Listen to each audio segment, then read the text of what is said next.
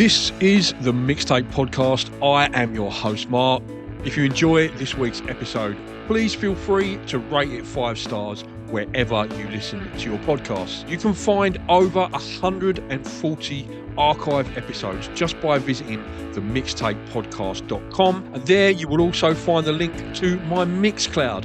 On the Mixcloud channel, you can also hear the music that my guests pick for their mixtape. Also on the website are my social media links and YouTube channel. You can find all of that good stuff at themixtapepodcast.com. Thanks so much for listening, and I hope you enjoy this week's episode. That was This Is The Way, the last single from Perth band Electric State, and I'm absolutely delighted now to be chatting to Rob from the band. How are you, mate? Doing all right, mate. How you going, Mike? Very well, thanks. Very well. I'm a bit more sober than when I seen you last. When I bumped into you. I was going to say when we caught up down at Nana.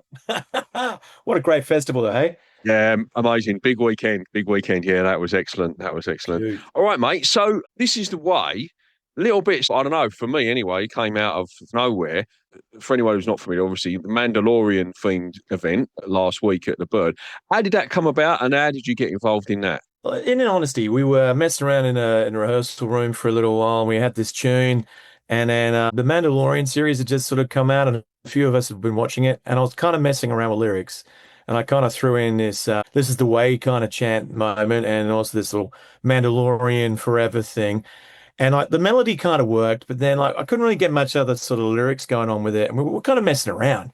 And then Bill Shaw, the drummer in our band, he went home one of the nights from band rehearsal, and he wrote down these verse lyrics for it. And so he's like, "Hey, I've got these verses. If you want to make this a Mandalorian Star Wars film," and I'm like, "What are we going to do with a Mandalorian Star Wars film?" But Mandalorian Star Wars song, I should say. And so then he brought the lyrics, and then we just started playing it. And then when we were at the recording studio last year, we were like, "We've got a bit of time. Maybe we should just throw this down." I think it might have been Russ or someone else that said, "Hey, this is recorded it." So we then recorded it, and so then because we had this recording version of it, we're like, "Well, we may as well mix it." And so we had Anton, who's been our mixer for the last 5 or 6 songs. He then had to go with it, and Anton actually added in a few other little things, and then he added in the laser guns in the beginning, and we all kind of had just this fun time messing around with it. And then it's like, well, now what do we do with it? And we thought, well, we'll put it out and see what happens. And I'm still waiting for Disney to contact us with a cease and desist, but it hasn't happened yet. If George Lucas wants to get in touch, or anyone from Disney for a little bit of a sync action, then yeah, I'm sure you'll be open to that. Yeah, for sure. We'll come and play for free at one of their launch events. They don't have to pay us. If they can just get us over there, we'll just go and play. We'll rock out for them. Yeah. And we'll apologize for any links to any. But I think we wrote the lyrics anyway. And it's, yeah. But it was a launch night. Was that the launch night at the Bird last week for that single? It was a bit of a Star Wars Mandalorian dress up sort of night. Well, yeah, because we weren't too sure about how to put it out there. We thought, well, we'll drop the track. Tim from X Music, which we just signed with last year, he was like, put it out. Get it out there, see what we can do. And we're like, well, let's make it a theme night. So we had a big fancy dress kind of theme night where people came down dressed as Grogu and Mandalorian and Jedis and Sith Lords and all this other crazy stuff. And everybody wanted photos. It was a mad night. It was packed.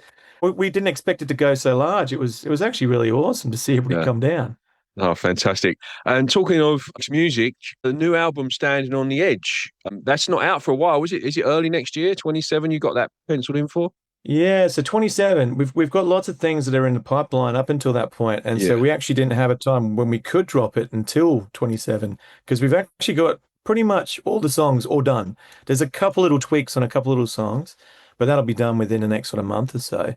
And so the album's kind of ready to go, but because we're going over east, we got to do the X Music birthday show. So it's the 5th anniversary. And so we're heading over there in a couple of weeks. And then we've got a few other things that we got to do. We've got to do some filming for some clips. We've got to do some more other elements for releases.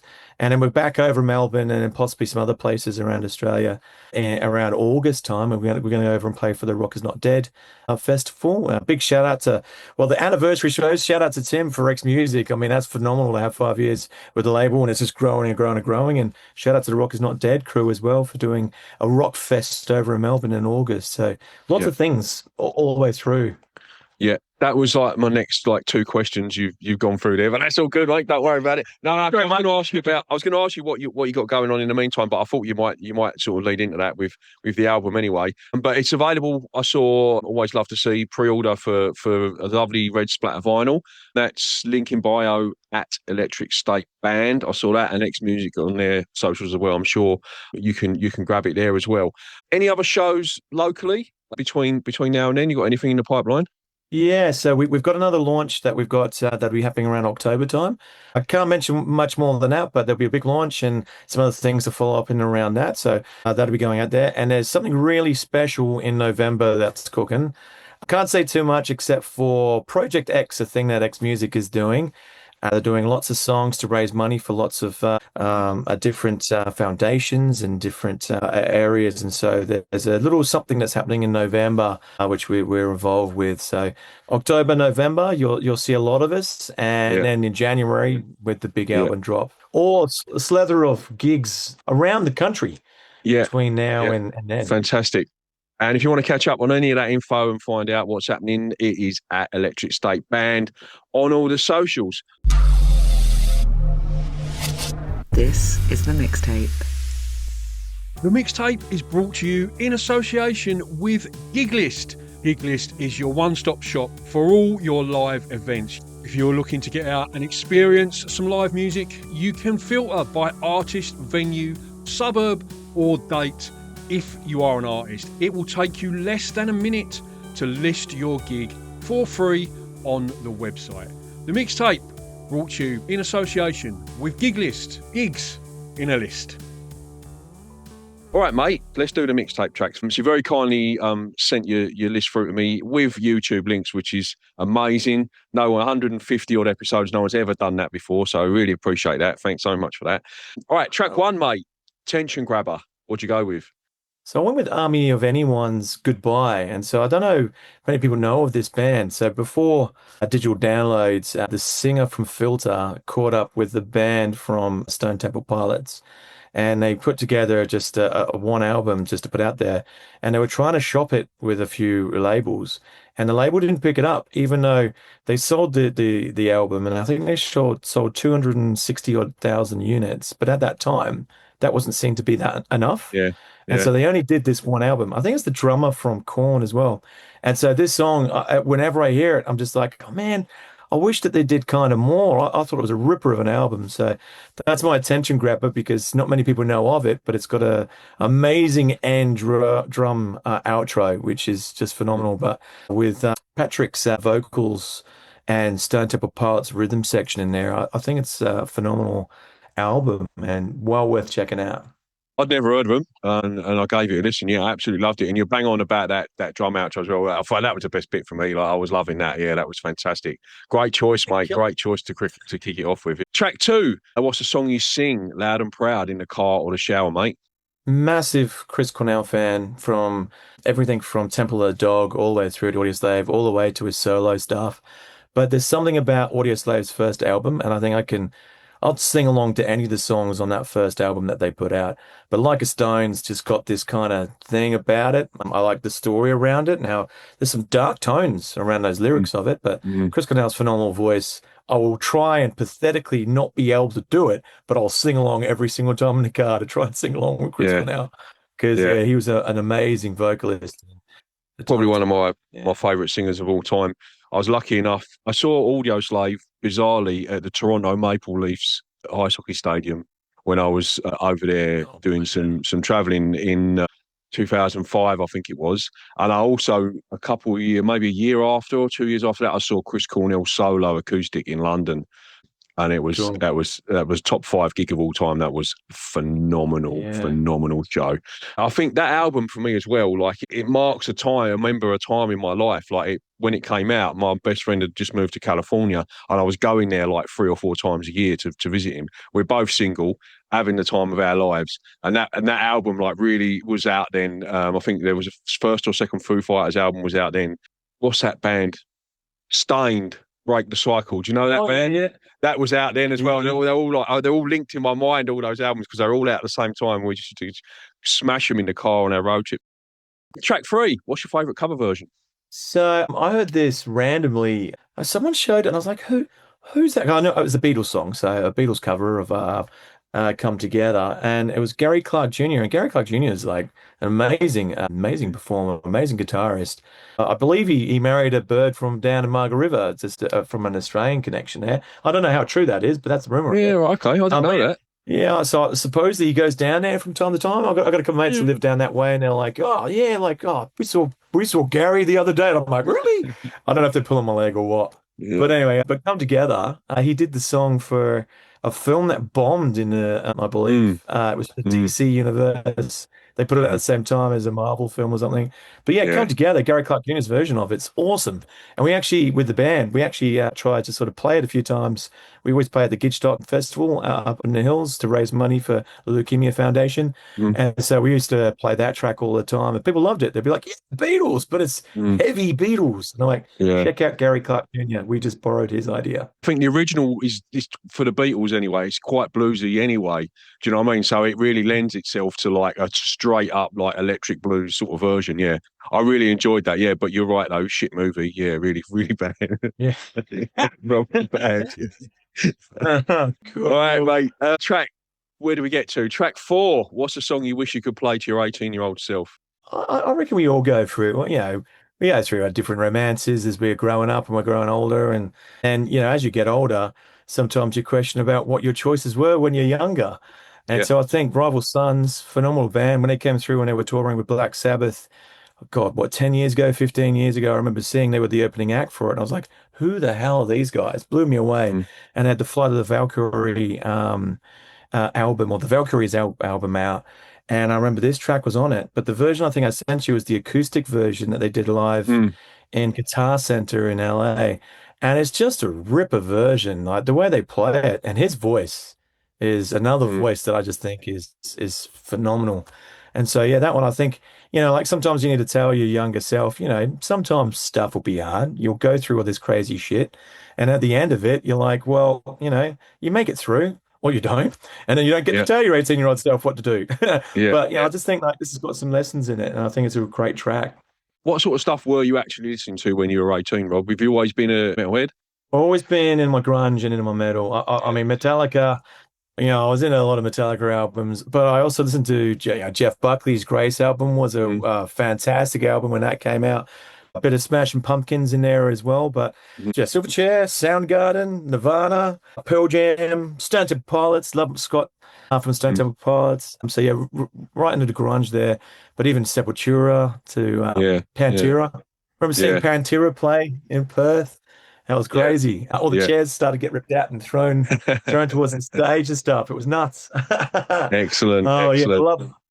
love my heavy and heavy rock. My young fella's just started going like I don't know what happened, but he went overnight from like Hot Wheels and Pokemon to like Slipknot and Typo Negative.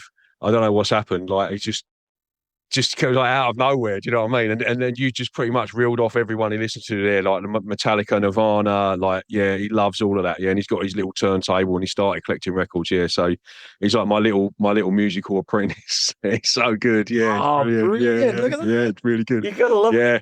getting the music, start collecting it, find their own way. That's awesome. That's it. Yeah, yeah. I took him to Akadaka as well, and he really enjoyed that. And Southern River Band and Amel and the Sniffers, he was buzzing. Yeah, it was really good. How cool Mm. is it to have like Southern River opening up for AC/DC? I Yeah, I mean, know what a that was moment. great. No, that Yeah, that's yeah. bloody awesome. Yeah, so I good. think that there should be. I posted a thing the other day in a Facebook group about just quickly talking about like the grassroots scene and how it can be helped. One of the things I think is that right is if you're booking a stadium show or an RAC arena show, you are contractually obliged to have a first on local support. Right, that's the no brainer. The other thing that I saw that they do in the UK, which I thought was amazing, was what did they call it? It was called an arena tariff or something like that. And every stadium and arena show in the UK, pound from every ticket goes to a fund for grassroots music venues that they can apply for grants for and stuff like that, which I thought was an amazing initiative. And there was one venue that they'd used their grant money to, off the side of their venue, build accommodation for touring bands. So they don't like, it makes it so much easier for touring. I thought, how good would that be in Perth? Because so many bands, come down from Broome or Gero or, come up from the south. Like, that'd be amazing. Like, it'd be so good. Yeah, So good. definitely. I remember reading I remember reading what you put up. I think it'd be fantastic. I've been thinking for years. We almost need like a bit of a policy to come in that every touring act you have to have a local band that opens or is the main support for when you're in there. And I know it's hard and there's finances and things, but I think a levy or something like that would be fantastic. So hey, hopefully some leading music bodies might be listening and maybe they could help instigate. Yeah, when I'm running the show, mate, that's what will be happening for sure. Definitely. 100%. Brilliant. I'll vote for you. Thanks, mate. All right, what was that? Track 4, wasn't it? Yeah, all right. Track 5, a song for a romantic interest, mate. What would you go with? Look, so my partner, Roman, she just flew over to see Biffy Clyro, and Many a Horror is a ripper track. I think it was 14 years ago when that first came out. And just a really cool track. And so it's got, in relationships, sometimes you have moments that aren't great, or we've been through relationships that haven't been good in the past, and you collect your bruises as you go along. But for every bruise and every scrape and every mark you get, it's just a lesson learned and a story to tell later on. And so if it's a bad story, it's someone that you can tell to someone who's going through a bad time, going, "Hey, this is what happened to me. This is how you can heal." If you're gonna bruise me good, I think is the line in the chorus.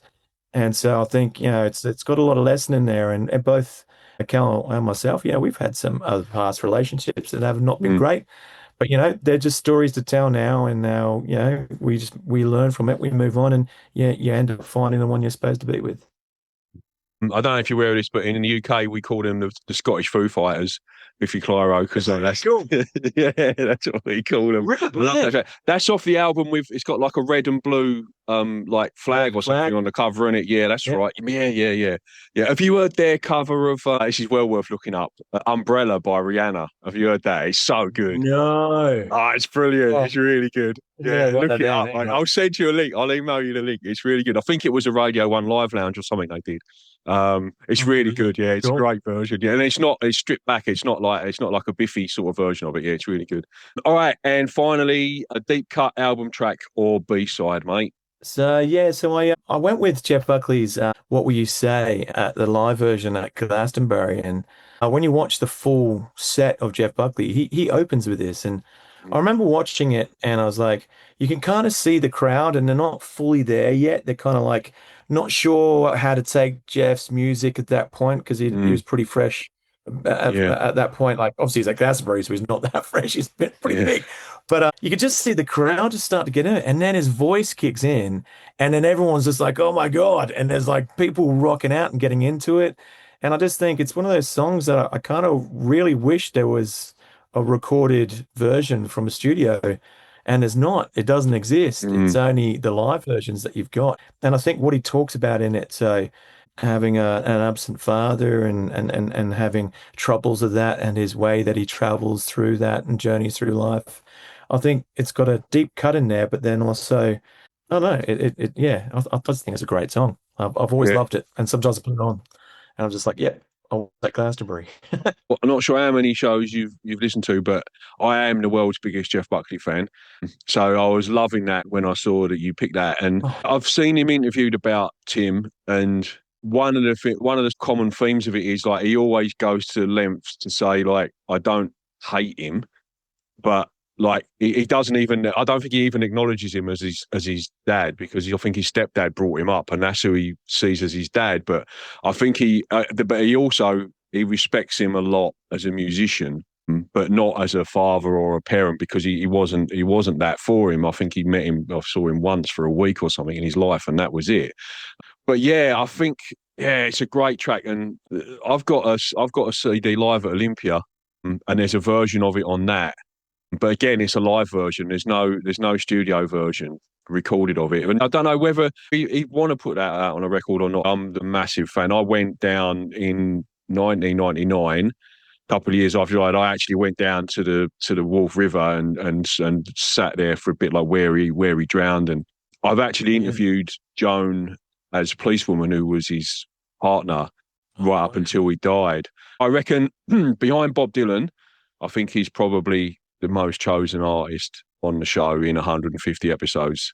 Because Hallelujah gets picked a lot for the cover version. Love You Should Have Come Over gets picked a lot for track 5. Cav Templey from Eskimo Joe picked that, I remember. You're listening to the Mixtape. 5 quick fire 5 questions for you. First one, do you have a pre-show ritual? So I always have Chewies, and I remember watching something to do with Dave Grohl, and he was talking about how, because you're up there, and he kind of sweats quite a bit. I do as well when I'm playing, and so sometimes the voice dries out. So I always have Chewies, and if I don't have Chewies, then I kind of be like, I need to find some Chewies somewhere, which. Yeah, no, that's kind of like a weird thing maybe that I kind of do. But yeah, so Chewies. Always need peppermint Chewies. I don't know, it's a weird thing. Yeah. That might lead into a little bit to the next question, which is there one essential item you always take with you when you're playing live or on tour? So with Electric State, I've always got to take Janice. So Janice, the megaphone, she goes everywhere there's an Electric State gig, and so she always has to come along. And if you're lucky, she brings along her friends, and we pull you up on stage and get you to sing with her. That's great. Yeah, I love that. It's so good. Part of your shows. What do you put on your rider? Anything weird or interesting? Oh, we had a sick rider one time. We had this. I can't even remember the name of the bottle. I'll be honest, we only have a couple of bottles of Jacks and a carton of VB. VB is something that the boys really, really love to drink. I'm not sure if it's fully my beer, but I do drink the old VB, and VB and Jack Daniels is the rider. But we had this one gig where we had like a $90 bottle of vodka, and we had like some 50-year-old bottle of whiskey. It was crazy. It was really good. We were like, we can't drink all of this. We ended up like passing it out to a few people and stuff like that. Awesome. Crazy. That's the way to do it. Excellent. What's your favourite city you played live? Whoa. Do you know what? There was a gig that was in Osaka in Japan, and there was this young kid that was hanging around before we were getting up to play, and amazing place to play. All the musos in Japan are phenomenal players. We were so out of our depth. Like they were like full-on wicked musos, and we're just like some grunge boys from Perth. And he comes up and he couldn't speak English very well, and he's like, I really like speaker. I really like the thing or whatever. And I was like, I was not sure what he meant. And then the tour manager comes up and he goes, he's talking about the megaphone. He really likes the megaphone and he wants to get up and sing with you. And I was like, cool.